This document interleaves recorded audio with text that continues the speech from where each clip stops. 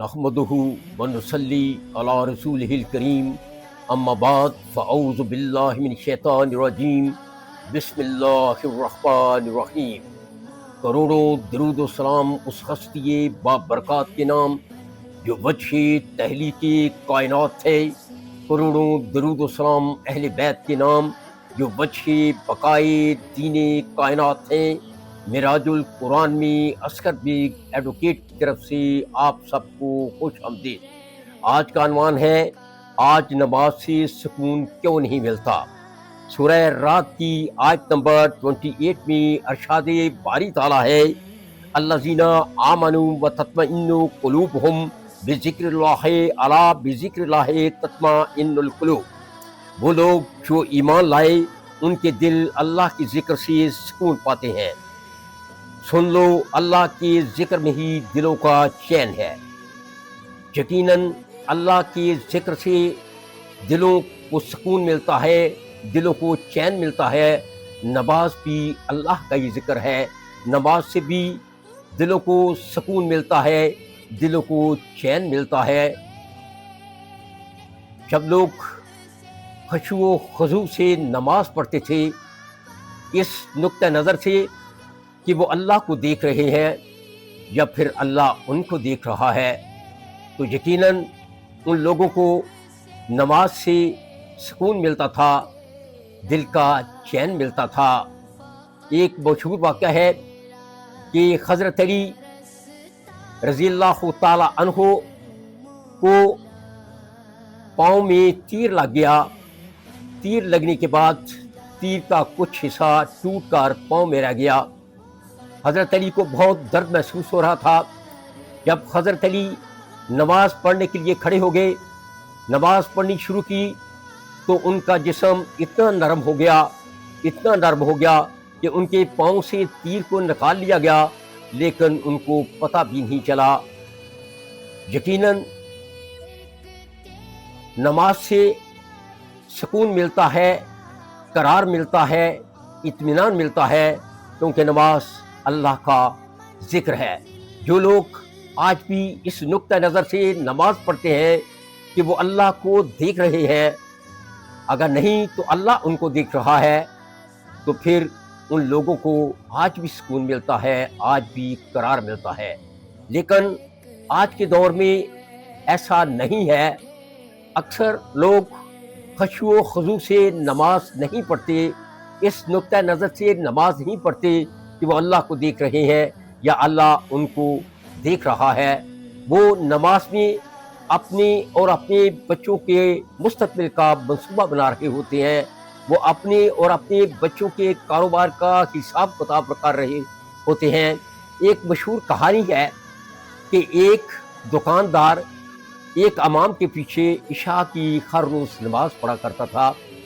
ایک دن امام صاحب پریشانی کی حالت میں تھے۔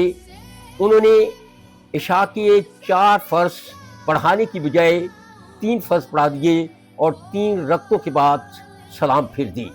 جو ہی امام صاحب نے سلام پھیر دی تو اس دکاندار نے اعتراض کیا، جناب آج آپ نے 3 فرض پڑھائے ہیں۔ تو امام صاحب نے پوچھا کہ آپ بیٹھ جائیں، میں ابھی دیگر نمازیوں سے پوچھتا ہوں۔ امام صاحب نے دیگر نمازیوں سے پوچھا کہ کیا بھائی میں نے 3 فرض پڑھائے ہیں؟ تو سب نمازی کہنے لگے کہ ہم ہر روز آپ کے پیچھے نماز پڑھتے ہیں، آپ نے جو بھی پڑھایا ہے درست طور پر پڑھایا ہے، آپ نے 4 ہی فرض پڑھائے ہیں۔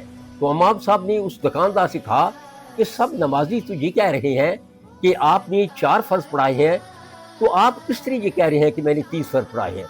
تو وہ کہنے لگا، امام صاحب آپ کے علاقے میں میری 4 دکانیں ہیں، جب بھی عشاء کی نماز میں آپ کے پیچھے پڑھتا ہوں تو فرضوں کے دوران میں اپنی دکانوں کی سیل کا حساب کتاب کرتا رہتا ہوں اور میں 4 دکانوں کی سیل کا حساب کتاب کر لیتا ہوں۔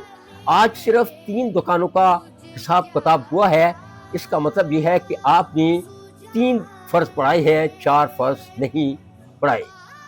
تو میرے دوستو، آج کے دور میں جب کہ نمازی نماز میں اپنے اور اپنے بچوں کے کاروبار کا حساب کتاب کریں گے، اس نقطہ نظر سے نماز نہیں پڑھیں گے کہ وہ اللہ کو دیکھ رہے ہیں یا پھر اللہ ان کو دیکھ رہا ہے، وہ خشوع و خضوع سے نماز نہیں پڑھیں گے، تو پھر نماز سے چین کیسے ملے گا، نماز سے سکون کیسے ملے گا؟ اس میں نماز کا قصور نہیں، اس میں نمازی کا قصور ہے، کیونکہ نماز میں تو آج بھی چین ہے، نماز میں تو آج بھی قرار ہے، کیونکہ نماز اللہ کا ذکر ہے اور اللہ کے ذکر میں سکون ہے، اللہ کے ذکر سے دلوں کو سکون ملتا ہے۔ آج بھی اگر نمازی ٹھیک ہو جائے، نمازی خشوع و خضوع سے نماز پڑھنا شروع کر دے، نمازی بھی اس نقطہ نظر سے نماز پڑھے کہ وہ اللہ کو دیکھ رہا ہے اور اللہ اسے دیکھ رہا ہے، تو یقیناً آج بھی اسے نماز میں سکون ملے گا، قرار ملے گا، اطمینان ملے گا۔ لیکن اگر اسے سکون نہیں ملتا، اسے قرار نہیں ملتا، تو اس میں نماز کا قطعاً کوئی قصور نہیں، بلکہ نمازی کا قصور ہے، نمازی کی خرابی ہے۔ سورہ المائون کی آیات نمبر 4 سے 6 میں واضح طور پر فرما دیا گیا ہے، فَوَيْلٌ لِّلْمُصَلِّينَ الَّذِينَ هُمْ عَنْ صَلَاتِهِمْ سَاهُونَ الَّذِينَ هُمْ يُرَاءُونَ۔ پس نمازیوں کی خرابی ہے جو اپنی نماز بلا بیٹھے ہیں اور جو دکھاوا کرتے ہیں۔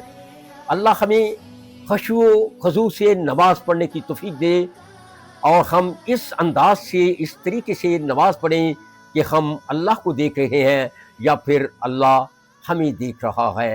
وما علینا الا البلاغ۔